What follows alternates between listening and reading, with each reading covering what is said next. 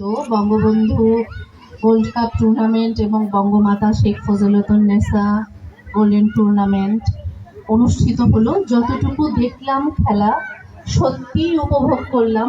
আমাদের এই ছোট্ট বাচ্চাগুলা তাদের জান জীবন দিয়ে খেলছিল, তা এত সুন্দরভাবে উপভোগ করলাম যে তারা তাদের মধ্যে এই খেলাটাকে ধরে রেখেছিল এবং উপলব্ধি করছিল যে খেলাটাই এখন সব কিছু, লক্ষ্যবস্তু হচ্ছে খেলাটা।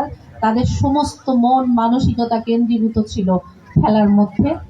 তো প্রথমে আমি বলে নিচ্ছি, যারা খেলায় জয়ী হয়েছ, তোমাদের সাথে তোমরা যখন জার্সি খুলে নাড়াচ্ছিলে, ঘুরাচ্ছিলে, নাচছিলে, তোমাদের সাথে আমারও ওইখানে আসতে ইচ্ছা করছিল তোমাদের সাথে আনন্দ করার জন্য।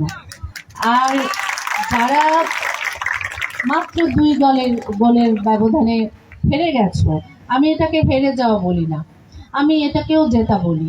কারণ এই হারাটা যদি না হতো তাহলে নেক্সট বার জেতার যে প্রবণতা সেটা তোমাদের মধ্যে আসতো না। তোমাদের এই হারাটা তোমাদের জীবনের জন্য একটা এক্সপিরিয়েন্স হয়ে রইল। তাই দুজনের জন্য বলবো, যারা জয়ী হয়েছো, যারা রানার্স আপ হয়েছো, দুজনের জন্য বলবো কি, গর্জে ওঠো, আবার পেছনে ফেলে সামনে বাড়ো, জয় বাংলা বলে আগে বাড়ো।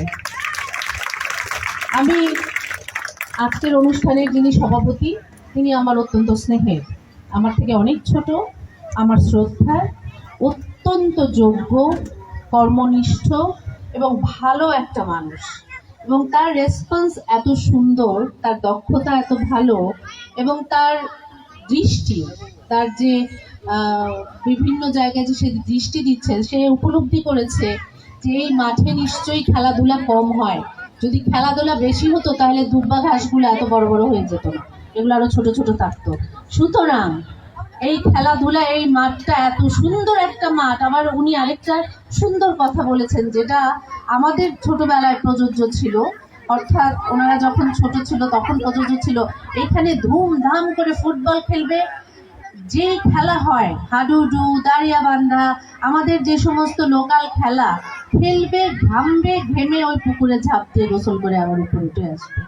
এত সুন্দর একটা পরিবেশ, সেখানে যদি খেলা কম হয় তাহলে তো আমাদের এই খেলোয়াড়রা একটু দুর্ভাগা হয়ে রইল। তাই আমি আমার সমস্ত শ্রদ্ধা জানাচ্ছি এই স্কুলের যিনি প্রধান শিক্ষক এবং শিক্ষিকাবৃন্দ যারা আছেন, তারা সবসময়, আমি তাদের সামনে অত্যন্ত বিনয়ী। তারা আমার শ্রদ্ধার শিক্ষক শিক্ষিকা মানেই আমি বিনয়ে বিনম্রতার সাথে তাদের সামনে মাথা নত করি। এখানে উপস্থিত আছেন উপজেলা মাধ্যমিক শিক্ষা অফিসার, উনি সম্ভবত আমারই ব্যাচমেট, এবং এখানে উপস্থিত আছেন শহীদুল, ফতুল্লা থানার সাব ইন্সপেক্টর, এবং যারা আপনারা সবাই আছেন এখানে উপস্থিত। আমি আসলে বক্তৃতা দেওয়ার মতন এখন অবস্থা না। যারা পুরস্কার পাবে তারা অধীর আগ্রহে অপেক্ষা করছে, যারা রানার্স আপ হয়েছে তারাও অধীর আগ্রহে অপেক্ষা করছে। সুতরাং এই জয় তাদের দুইজনের জন্য জয়। আমি শুধু সাধুবাদ জানাচ্ছি, আমার ধন্যবাদ জানাচ্ছি যে টিচার বৃন্দরা এত কষ্ট করে এই খেলাগুলো বাচ্চাদের সাথে নিয়ে চালিয়ে গেছেন, তাদেরকে আমি ধন্যবাদ, কৃতজ্ঞতা জানাচ্ছি, সাধুবাদ জানাচ্ছি আমাদের উপজেলা পরিষদকে, আমাদের ইএনও সাহেবকে। উনি খেলাকে এত প্রায়োরিটি দিয়ে নারায়ণগঞ্জে এই খেলাটা উনি চালিয়েছেন, এই বাচ্চাদের মধ্যে ছড়িয়ে দিতে চাচ্ছেন যে খেলার কত প্রয়োজনীয়তা।